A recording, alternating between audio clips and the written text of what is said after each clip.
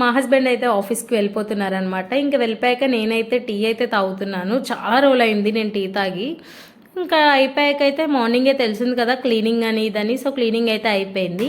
Cleaning అయిపోయాకైతే నేనైతే dishes అయితే wash చేస్తున్నాను అనమాట. నెక్స్ట్ అయితే ప్లాంట్స్కి అయితే వాటరింగ్ చేశాను. మీరు ముందు వీడియోలో చూసుంటే దాని మీద కన్నా కొంచెం గ్రోత్ అయితే అయ్యాయి ప్లాంట్స్ అయితే.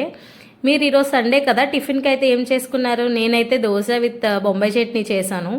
ఈరోజు సండే కదా, ఫుల్ నాన్ వెజ్ ఉండాలి, మరి నాన్ వెజ్ లేకపోతే ముద్ద దిగదు కదా. సో నేనైతే నాన్ వెజ్ అయితే వండుతున్నాను అనమాట.